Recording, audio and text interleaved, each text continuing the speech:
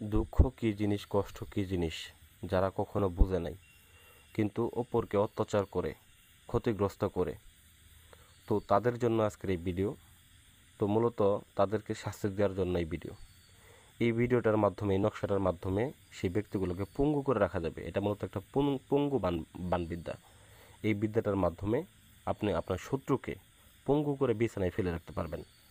সেক্ষেত্রে আপনি তার হাত, পা এবং মুখ, যে কোনো তিনটা অঙ্গ, যেমন হাত, পা, মুখ বা কেউ চোখ এরকম ধরনের চায়, তো যে কোনো তিনটা অঙ্গ আপনারা কাজটা করতে পারবেন এই বিদ্যাটার মাধ্যমে। দেখা গেছে অনেক সময় অত্যাচার করে, আপনাকে অত্যাচার করতে করতে শেষ করে ফেলছে, জমি জমা নিয়ে একদম ধ্বংস করে ফেলছে, টাকা পয়সা দিয়ে আপনার ধ্বংস করে ফেলছে, বিভিন্ন কারণে বিভিন্ন রকম আপনার সোনার সংসার ভেঙে যাচ্ছে। তো সেক্ষেত্রে আপনারা এই বিদ্যাটা প্রয়োগ করে তাকে শাস্তি দিতে পারেন। তো এটা অতি সহজেই কাজটাকে করতে পারবেন, এটা আপনি নিজেই করতে পারবেন। তবে যদি কোনো সমস্যা হয়ে থাকে, স্ক্রিনে নাম্বার আছে, আপনারা যোগাযোগ করে কিভাবে করবেন তো জেনে নিতে পারেন। তো এখানে যদি সমস্যা হয়ে থাকে তো আমি বিস্তারিত বলে দিচ্ছি, তবুও সমস্যা হলে জেনে নেবেন। তো যাই হোক ভিউয়ার্স, এখানে স্পষ্টভাবে আপনারা দেখতে পাচ্ছেন একটা নকশা এবং দুইটা কড়ি, দুইটা তাবিজ। তো আপনারাও দুইটা কড়ি, দুইটা তাবিজ সংগ্রহ করবেন এবং কালি হিসেবে ব্যবহার করবেন কাম সিঁদুর, অরিজিনাল কাম সিঁদুর সংগ্রহ করতে হবে ভিউয়ার্স, অরিজিনাল।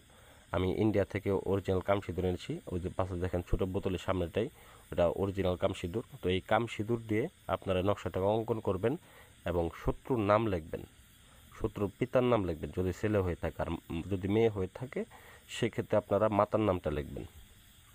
তো কাজটাকে অবশ্যই শ্মশান ঘাটিতে করতে হবে, যদি যে কোনো জায়গায় করেন হবে না, কাজটাকে অবশ্যই শ্মশান ঘাটিতে গিয়েই করতে হবে, আসন করে বসে কাজটাকে করতে হবে। তো আসনের ক্ষেত্রে মোমবাতি, আগরবাতি জ্বালাবেন, তো পরিশেষে ধূপ জ্বালাবেন এবং কি আগরবাতি জ্বালানোর সময় অবশ্যই আপনারা আগরবাতির যে মন্ত্রগুলো আছে, মোমবাতির যে মন্ত্রগুলো আছে ওগুলো পাঠ করবেন। ওগুলো যারা জানেন না, ইউটিউবে সার্চ দেবেন, অনেক ভিডিও আছে, আমারও ভিডিও আছে, দেখতে পারবেন।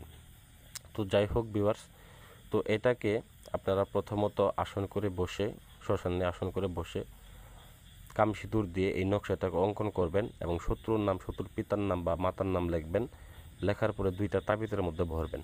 ভরার পরে আপনারা মোম দিয়ে তাবিজের মুখটাকে বন্ধ করে নেবেন, আটকিয়ে নেবেন।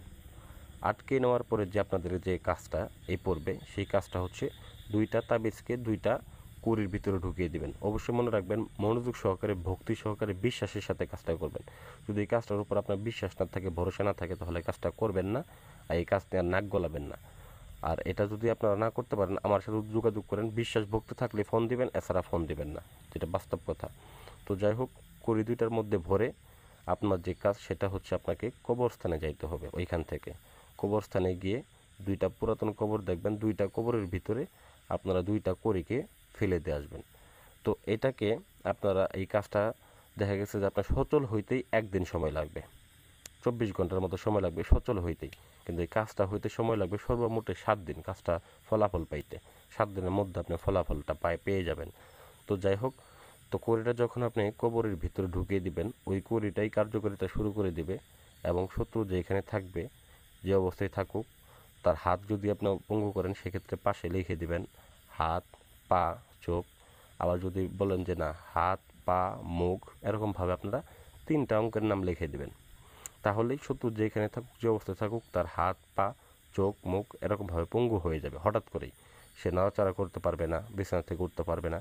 ঠিক আছে, এটা একটা পরীক্ষিত কাজ, খুব ভালো ফলাফল দেয়। করি এই কাজ করে, এটা করি চালান, এক হিসেবে বলা হয় এটাকে করি চালান। তো এই করি এই সমস্ত কাজ করবে। আর ওই কবরস্থানে আপনি কড়িটা রাখার পরে যদি আবার কড়িটা খুঁজতে চান, দেখবেন কড়িটাকে আর আপনি খুঁজে পাবেন না, কারণ কড়িটা ওই সময় সচল থাকে, সে নিজে নিজেই চলমান থাকে। তো যাই হোক ভিউয়ার্স, আশা করি ভিডিওটা ভালো লাগবে। ভালো লাগলে অবশ্যই লাইক করবেন, কমেন্ট করবেন এবং আমার চ্যানেলটাকে সাবস্ক্রাইব করতে ভুলে যাবেন না।